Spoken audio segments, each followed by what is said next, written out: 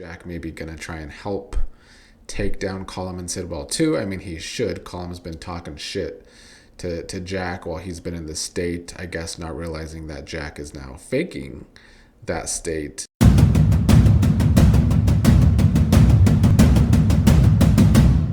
Good morning, General Hospital fans. Here to talk about yesterday's episode of the program, which it had its moments, although I still wish these storylines were going better than they have been over the past month.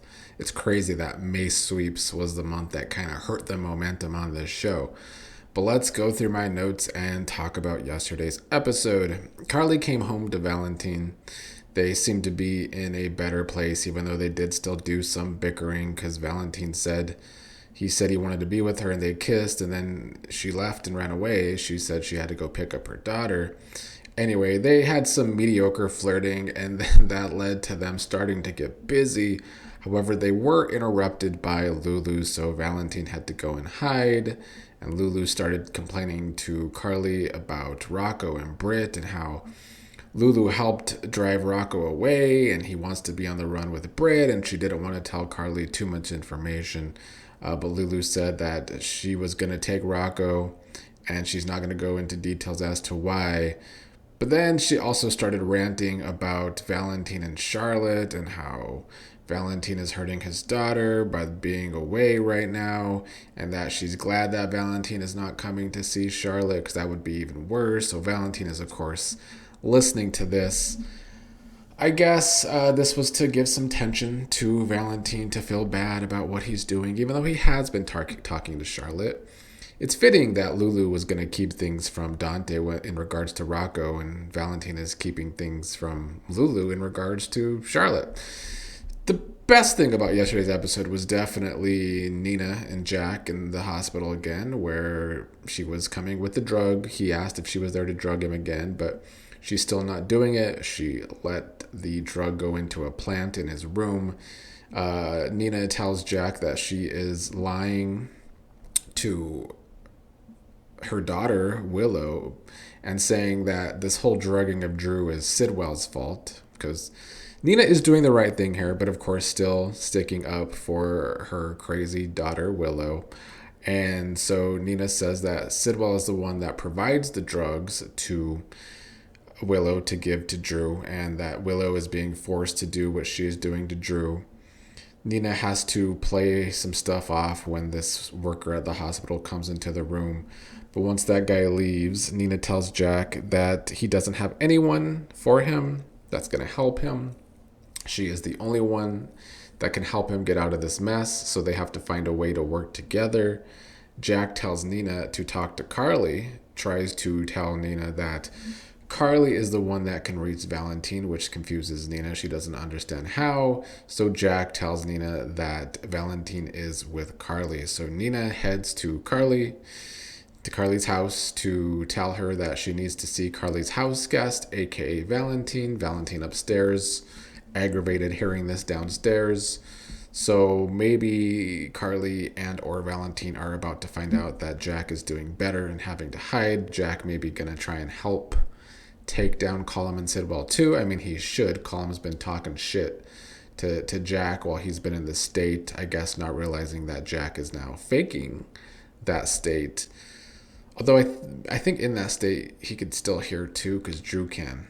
I don't know. But I like that Nina is doing the right thing here. There might be some redemption for her when Willow goes down. I mean, I think Willow's going to try and take down everyone with her, including her mother. So Nina's going to look dumb when it's all said and done. But I think Nina helping Jack is a good aspect to the story, and Jack faking it makes it different than what's happening with Drew. Dante and the new cop Fitzpatrick had to talk about Britt and Rocco and evidence. Liz ended up interrupting, and Dante and Liz talked about how Lulu should have trusted him. Dante told Liz that she has more respect for him as Rocco's father than Lulu does, since at least Liz told him her suspicions that Rocco shot Cullum. So they're again bringing Liz into Dante's orbit. I don't know if they're still teasing this future possibility. I still kind of hope not, but I do like them as friends. I would love to say that Fitzpatrick is growing on me, but the acting is still so robotic and just emotionless. But I like his aspect of the story. I just think the acting could get better. But Fitzpatrick does end up getting an update saying he found a used syringe in Brit's drawer. He's going to have tests run on it. I don't know if that drug is going to really lead them to anything. I've seen some speculation online that maybe the same drug that, or some sort of the drug that Sitwell and Cullum give Brit, maybe the drug that is given to Drew is like an offshoot of that. Maybe that's how they slowly figure out what happens to Drew or what is happening to Drew. I don't know if that's true though. Tracy and Rick had a conversation. Brooklyn was also there. I did not really care for these scenes as much as I do enjoy seeing Rick on the show again. I just feel as though these scenes were a waste of time. It was basically about Sidwell having his hooks into deception and what they're going to have to do to get Sidwell away. It doesn't help that we can't have Maxie for these scenes. They discuss the possibility of freezing Deception's assets, which is risky because the company might not make it, but they got to get Sidwell out of there. To me, this whole Sidwell in Deception is one of the many storylines they have involved Sidwell in that it's like, why is this even a thing? Why does Sidwell have to be involved with everything? Why is he that kind of villain, especially when they write him as stupid half the time? Speaking of stupid, Joss still locked in her room. Pascal comes on in a speaker at first telling her to face the wall and put her hands on her head or she won't get food. I guess these two have a history. I was not watching the show when these two had a history. He was pulling a gun out on her. Joss also confronted him about how she knows that they were trying to make Anna think Faison is alive. I don't like the Pascal character. I feel like there is this thing online that I've seen where they like this tension between Pascal and Lucas. Pascal does not do it for me, and these scenes were a kind of a nothing burger. But I guess maybe if I knew the history with Joss and Pascal, I would care a little more. But I also think that if I did know the history, I still wouldn't care. Lucas visited Laura, learning that both Laura and Sonny want his help. There is a history between Lucas and Sonny not liking each other. Laura tells Lucas that she is being blackmailed, and Lucas tells Sonny that all they need to do if they're worried about Pascal is kidnap him and force him to do what you want, since he was involved with everything Sidwell is doing. Sonny says they have to stop Sidwell. If not, Laura's going to have to turn herself in. She asked for info on Pascal. Lucas complained about how Pascal wants him gone, and Pascal was trying to convince Sidwell to kill Lucas because he was jealous of Lucas and Marco. And then Lucas did do what I wanted him to do. Tell them that Cullum is the one that killed Marco.